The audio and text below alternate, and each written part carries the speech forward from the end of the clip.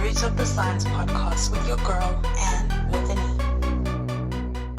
Hi everyone, and welcome to another episode of the Roots of the Science podcast with your girl, Anne with an E.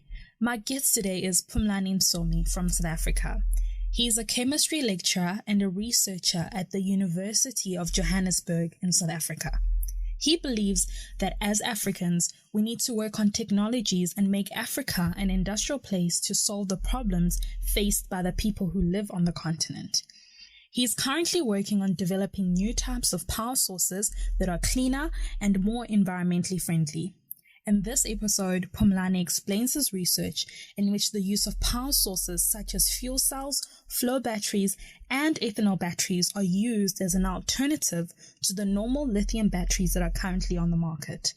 The aim, therefore, is to provide people in the rural areas of South Africa to energy to self-sustain.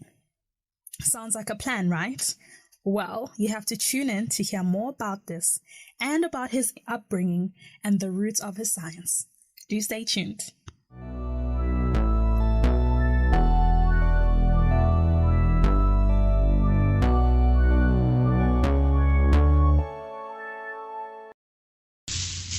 Hi, Phumlani.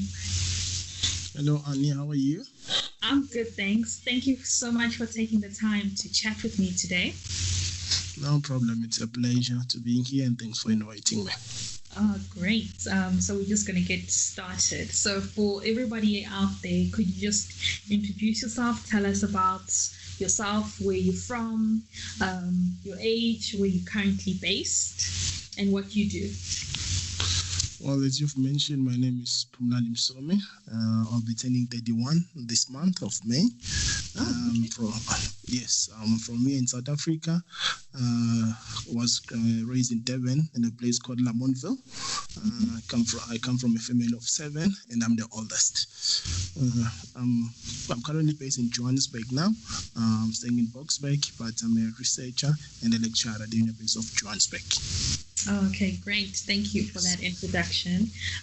So as what I usually like to do, just to get a little bit more insight about yourself before we dive into the full interview, I just wanted to find out, here in South Africa, for those that don't know, we recently had a lockdown and we were not allowed to get takeouts. So recently the restrictions have been loosened a bit, so people are allowed to have takeouts. So I'm not sure if you're a big takeout fan, but if you are, even if you aren't, what is the one thing that you are excited to eat again? It has to be chicken licken. It has to be. but unfortunately, in my area where I'm based now, my overeat does not recognize any chicken licken around. So I've been trying to get a delivery where I'll be able to get the chicken licken. But yeah, I'm still struggling. But hopefully, I'll eventually get a delivery which can have chicken licken around my area. Chicken licken. So you also like them little spicy wings as well. Yeah. I feed my craving. That's what I always buy every day. I don't think I go a week without buying that. Serious? So how have you survived this 40 days and counting? Well, other than working, I've been working a lot. It's a university. I have to teach, and I have to write publication. I have to look at master's thesis. But I've been keeping myself busy with cartoons. I love Phineas and Ferb, so I've always been chilling and watching and so forth. Oh, okay, that's great. That's a great way to relax. I love Phineas and Ferb too. I pretend to watch it with my sister, but deep down I know. But anyway, one of the best cartoons ever made. Hands down. Back to you. You've mentioned that you are a lecturer and a researcher, but before you got there, can you just give us an overview of your educational background, and also just what are some of the influences that led you to where you currently now in your career path? Well, as I've mentioned, from Lamontville, it's a very small town. Well, most people know it because we have a soccer team called Lamontville Golden Arrows. Everybody knows it. We have a soccer team called Lamontville Golden Arrows in the Premier Soccer League, so everybody should know it. If you do not know the place, Pepso Dumo come from there, which is a place called Lamontville. So that's where I was raised, and that's where I did primary school and secondary school. Then I attended Lamontville High School. So from my whole childhood, I was in Lamontville. That's where I started everything. That's why I kickstarted my career. Going back to the question of what led me to where I am now. Well, like I've mentioned, Lamontville is one of the places where there's high poverty, if I were to put it that way. There's nothing much happening there.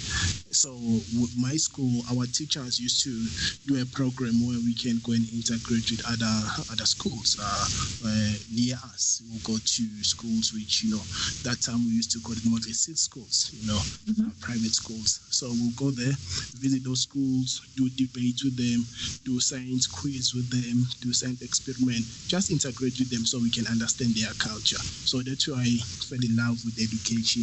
Then I realized that, I want to be involved in education so I can, represent something. Because when I looked at my high school, there was no one that I know of who studied until to the master's level or to the PhD level. But when we visit those schools, you'll find their alumni coming back and say they used to study here, now they are doctors, they have PhDs. Then I took it upon myself that, I want to be that person. When I visit my own school in Lamontville, I can say, I've studied this far. This is what I'm doing now. So I can inspire all of the students who are at that particular school at that particular time. That's fantastic. That's really great. And it seems like you have reached that feat. And you are, No, well, I was about to say, that is true and it's not really true because I still have ambitions going forward. But yes, I have reached the first step of going forward. Okay, so as I was saying that, you've reached that feat because, correct me if I'm wrong, but you are the youngest researcher in your department at the University of Johannesburg, here in South Africa, in your department, which is an amazing feat. And like you said, now you can go back to your back to your old school and be an alumni with a doctorate and say, look at me, at my young age, I've made it. So, can you tell us, before we talk about what you're currently doing, just the journey from your undergrad all the way up until your PhD, what exactly did you study? And, just to give us a better understanding of what you are and what your interests are before we find out what you're doing right now. Okay, no problem. Thanks a lot. Like you've mentioned, yes, I am one of the youngest researchers and lecturers in my department, currently at the University of Johannesburg. And the same university, it's where I started my undergraduate. That was in 2007 when I started my diploma in analytical chemistry, which I was able to pass in record time. After that, analytical chemistry has to do with looking at nature and looking at environmental analysis and taking them and bringing them in the lab and looking at different species which affects that environment. Take for example, water treatment. So as analytical chemistry, we'll be able to be given that a water which is dirty or water which is not fit for drinking. Then as analytical chemistry, we should be able to determine how we can clean it and what elements are present in that water. So that's what's more or less what analytical chemistry involved in terms of undergraduate. Then after my diploma, I was able to do BTech in Pretoria, Tshwane University of Technology. Well, from analytical chemistry, I was able to branch to BTech in chemistry. So now I was specializing more on the organic side of chemistry. Okay. Yes, so when we talk of organic, we talk about being able to synthesize new material from scratch. It can be any kind of material. When you look at pharmaceutical companies, that's what they do. They go and look at nature and come with everything that is in nature in terms of medicinal stuff. Then they'll be able to synthesize it straight from the lab. So that's what organic chemistry taught me when I went to the BTech. Then after that, I decided, you know what, I want to do my master's. So I went back again to the University of Johannesburg, where I was able to do masters in water treatment and wastewater treatment. Basically, in that I was looking at how can I purify wastewater using different type of membrane, which I was making them myself in the lab. Okay. After that, in the same university, when I started my my PhD, I was offered a position within the department since they already knew me from my undergraduate, and during that time of my undergraduate, I had been elected as a tutor and demonstrator, so they already knew me very well. So then I was able to enroll for PhD while being employed at the university. So that's my journey from my undergraduate until to the PhD level. Okay, fantastic. So, with what you've said, you've had a heavy chemistry background, although it's in different elements, but it's been the center of most of your studies. So, right now, what are you currently working on, and what is the importance of that research as a researcher? And also, I know you also have your own research group. Well, me and my students, basically my research group is based on the continuation of the work which I was doing as part of my PhD. My PhD was in collaboration with the University of Johannesburg and the CSIR. So I decided to continue that type of research group, but obviously venture to different ways I can apply that PhD. So now me and my students, we're working on developing new types of power sources. If you think of a battery, for example, you think of how solar produces electricity. So we're trying to look at different ways which we can come up with power sources. Again, power sources which will be cleaner and friendly to environment. So specifically, we're working on power sources which are called fuel cells and flow batteries. If you talk, for example, of fuel cells, that's specifically working on, if you can imagine your phone, it comes with a battery, which is a lithium battery, but which is a lithium battery. So we're trying to come up with an ethanol or an alcohol fuel cell where it will work like a battery, but instead of charging your phone, you actually have to pour some alcohol in your phone, then it's recharge itself, which means you don't have to rely on your battery or on the ESCOM that you have currently in South Africa providing electricity. So that's one of the technology we're working on. Another technology we're working on is what we call redox flow batteries. The concept is the same as normal batteries, but now the only difference is that these batteries last longer. If you look at the concept of a battery, it uses acid material which corrode or which last. That's why some people have to change their car batteries now and again. But the batteries that you're working on can last you for a very, very long time without you changing it. So those are kind of energy sources that we are trying to work on. Interesting. I just want to go back. Oh, sorry. You can go. Yes, and one of the projects which is close to my heart when it comes to the fuel cell is the one which we call the ethanol fuel cell. Those are kind of fuel cell or batteries which we can use in rural areas. Imagine a rural person or a farmer just finished farming their sugar cane, and they can take the waste. They can take the waste from sugar cane and produce ethanol, and they take that ethanol to charge their battery or to charge their fuel cell, which means they can have electricity that is sustainable, and which means that they're self-sufficient and they do not rely on ESCOM or any other sectors which produce energy for them. Oh, okay, that's great, and that's a great follow-up to my question. How you mentioned that you are the project that's really close to your heart with working with rural areas. We know that energy is an important issue, not only here in South Africa and our energy issues with our energy operator ESCOM, but also globally, right? So as we look for solutions to stabilize our energy sources and move towards cleaner forms of energy, what are your predictions in terms of the implementations of these alternatives that you are currently working on in your research group for the future? Okay, like I mentioned, specifically we're working on fuel cells, alcohol, we're working on flow batteries, and another thing we work on is what you call PV, which is more like your solar panel. And these projects, all of those projects are in collaboration with international institutions, which is from Japan, it's from Germany, it's from Sweden, and it's from USA, and it's from Thailand. So you can see that everybody has an interest in this kind of technology because it promises to be technology of the future. And some of this technology have been implemented in different countries. But now, as my research group, we're looking for a technology which is more or less the same, but it is suitable for the conditions in South Africa. Then we can use it. So some of these technology have been used or are currently being used. But again, they are limited by different material or precious material, which we in South Africa, we do have, which means we can use that opportunity of using those minerals for our own benefit in South Africa.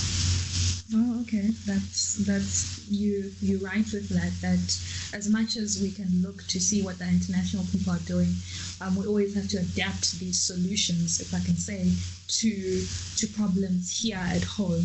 And it's good to know that you are working towards that.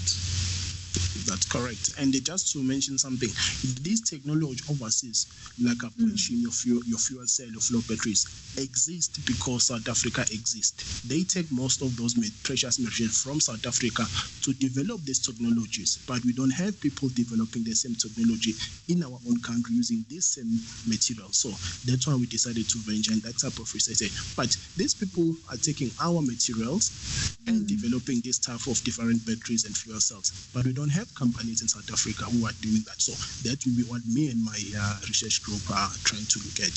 Can we develop different types of fuel cells and different types of batteries to help rural areas and remote areas in South Africa to self-sustain in terms of energy? And also, I think ultimately you can also help the economy in the process, right? Correct. Remember, at the end of the day, that's the main thing that we need to help the economy. But again, the moment we help people who are at the lowest of the economy, that will also increase our economic structure. So those are people we're trying to help. Yeah, no, definitely. I mean, it's not only a South African issue where minerals are taken from here and are going to be developed in the West or wherever, and then it comes back to us at a very exuberant prices. Meanwhile, nobody's doing it here. So it's really exciting to know that you saw that gap and you saw the need for the work, and it's pretty exciting, and to see how it will be taken up by our governments and to be implemented, especially, like you said, to the most vulnerable people in our communities. Talking of the government, we actually do have a project which is based in the rural area of KZN, where we're trying to implement one of these technologies. Obviously, I cannot talk in details about it because it's still a work in progress. But we are trying to take some of the research that we've been doing and try to implement there in the rural areas of KZN and see if will it work, will it be sustainable in terms of the condition that we have in South Africa. Then from there we can determine if we can commercialize the technology, or we still need to revamp it and try to make it suit South African weather and South African environment. Oh, okay. Well, it's good to know that you have the government buy-in already, and that there is a process to get this started right now.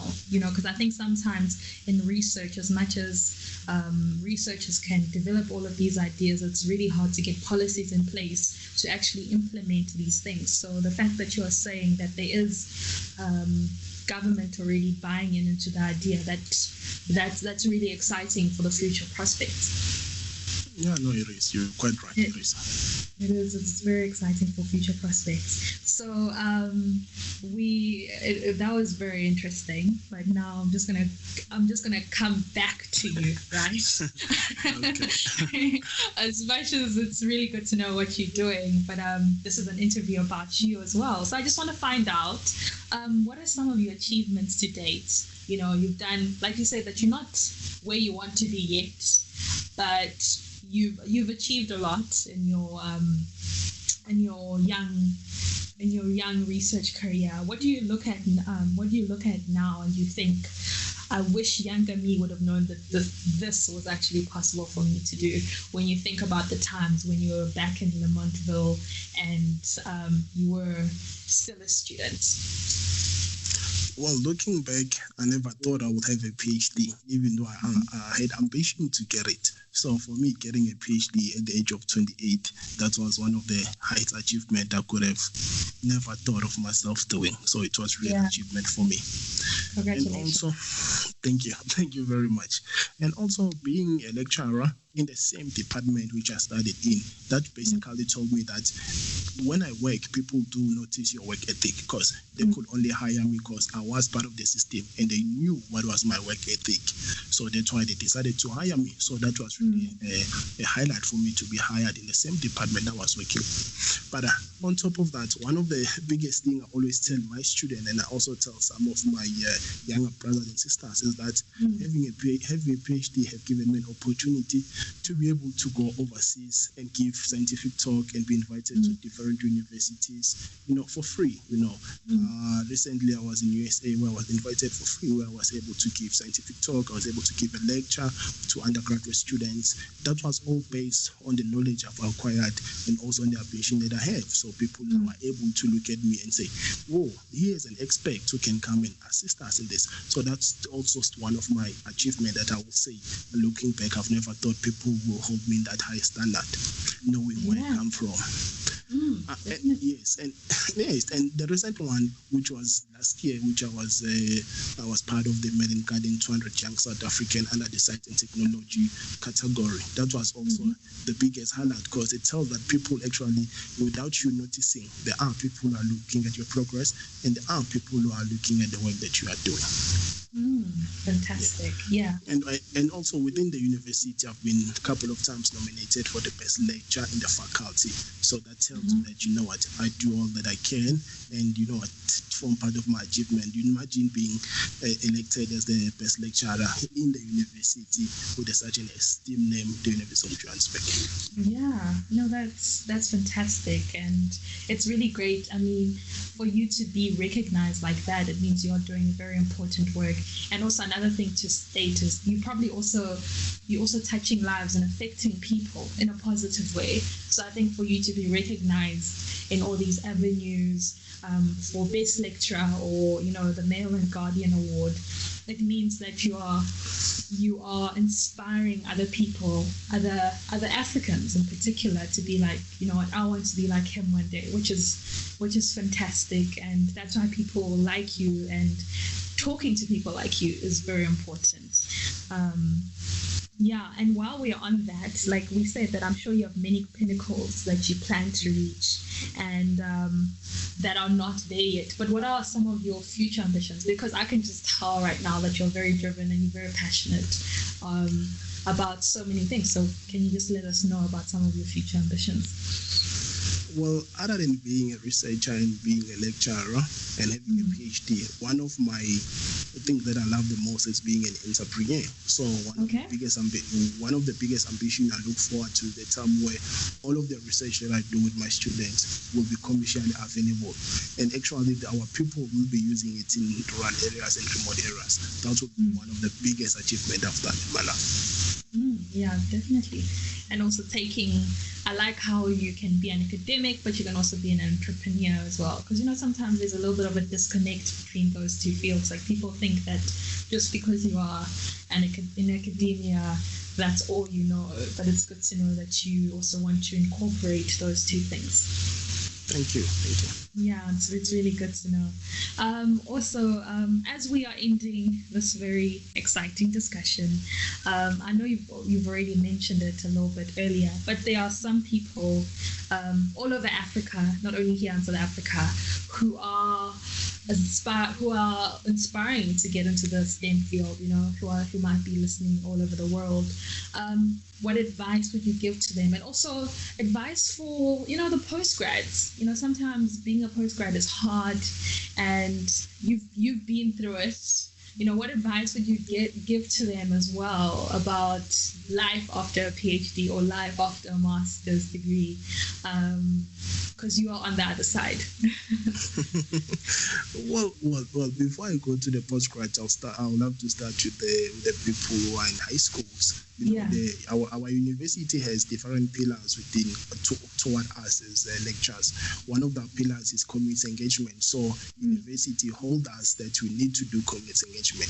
So we get a chance to go and visit high schools, primary schools, and do all of the work. And one of the work which I do is help a school in Soweto called Mshurandamo, which I normally help them with their practical to collaborate with the theory, and sometimes help them with their theory class like teaching and on so forth. Okay. What I normally tell them is that the STEM field is a growing field. It has been growing, but people have not been realizing. But now, since we're now in the era of 4IR, we start talking about smart cities.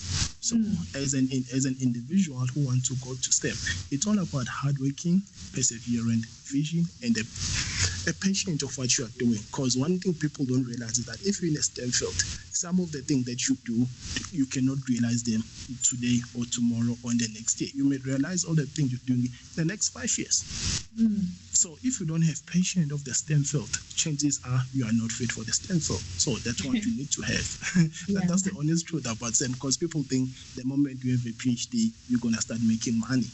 Well, which is true and which is not true, because it depends which route you take. Talking about the PhD and the postgraduate students, I always tell my students that there's no point for you to do your PhD if you don't have ambition of being an entrepreneur. What's the point of you doing research which you don't have ambition of seeing it live one day, seeing it commercially available one day? So I always tell them, if the work that you do should represent the person who you are and the person you want to leave a legacy. We want to look back after 20 years, 40 years retiring and say, you know what, I work on that work and now I can realize my children are using devices which I'm the one who pioneered them. So those are things people in STEM field need to start understanding, especially in Africa, knowing our standard in Africa in STEM will provide and all of that. So it's up to us as people who are in STEM field to start looking at different solutions for our people, for Africa, for South Africa, if you're in South Africa. Yeah, that's very true. The word that there's a nice phrase that I heard, and it's something that stuck to me. We need to look for African solutions by Africans, because sometimes we are the only ones who can really understand the problems that we need to solve. So like how you realized it here and how you said that here in South Africa, there's nobody doing what you're currently doing. They take the minerals here in South Africa and they do it overseas, but here you are with the minerals, but nobody's doing it. So you are now doing that, solving the African solution, Africans solving African solutions. So yeah, that's some very solid advice from you. Thank you. To go back, there are people who are doing the kind of work that they've been doing, but you'll find that those people have been doing that same kind of work for the last 10, 15 years, but they don't have anything to show with it. That tells me that those people are either doing it because it's part of their job, or they are just there because they want to get paid. They are not doing it as part of their passion, because you cannot have about 15, 20 years doing the same thing, but you don't have anything to show off. Okay. So even though we do have people who are working on, we're still not seeing anything in the market. So it's up to us as young people to start realizing that, you know what, we can do this thing ourselves here in Africa and our own people. Yeah, fantastic.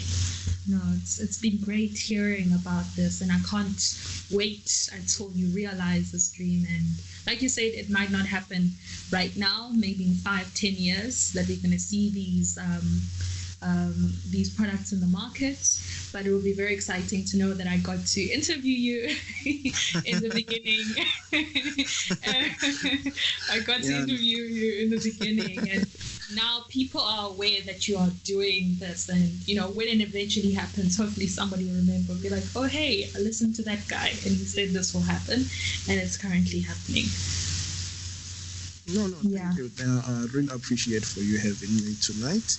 Even though we even though we had technical problem at the beginning, but I really enjoyed the interview. And like I said, thank you very much for having me.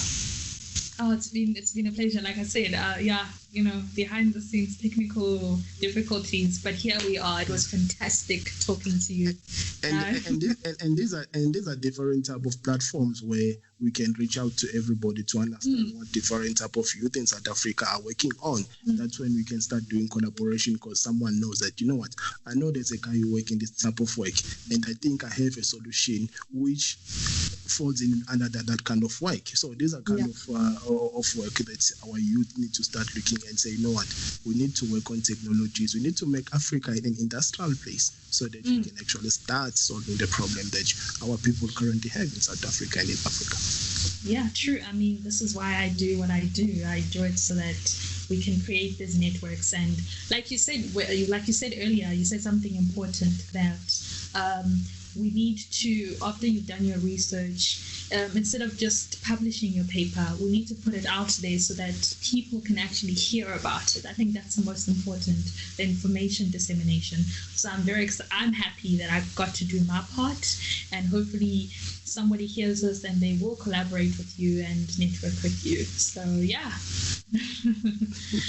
Thank you. It's been great. And to everybody else who's listening, thank you so much for listening to another episode of the Root of the Science podcast with your girl and with an E. Until next time. Bye.